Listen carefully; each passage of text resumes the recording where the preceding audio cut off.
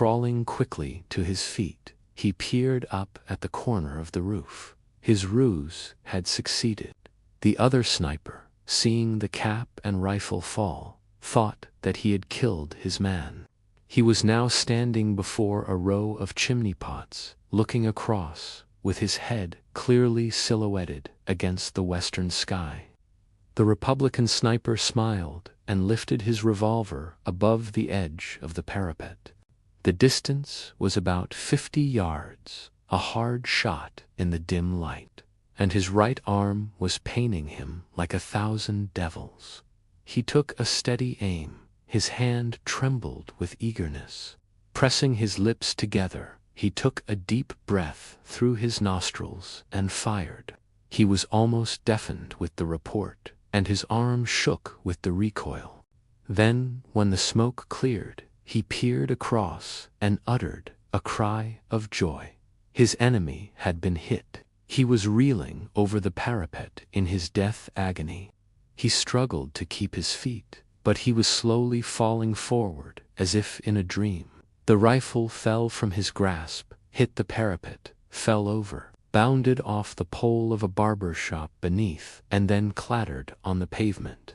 Then the dying man on the roof crumpled up and fell forward. The body turned over and over in space and hit the ground with a dull thud. Then it lay still. The sniper looked at his enemy falling, and he shuddered. The lust of battle died in him. He became bitten by remorse. The sweat stood out in beads on his forehead. Weakened by his wound and the long summer day of fasting and watching on the roof, he revolted from the sight of the shattered mass of his dead enemy. His teeth chattered. He began to gibber to himself, cursing the war, cursing himself, cursing everybody. He looked at the smoking revolver in his hand, and with an oath he hurled it to the roof at his feet. The revolver went off with a concussion, and the bullet whizzed past the sniper's head. He was frightened back to his senses by the shock. His nerves steadied. The cloud of fear scattered from his mind, and he laughed. Taking the whiskey flask from his pocket, he emptied it, a draught.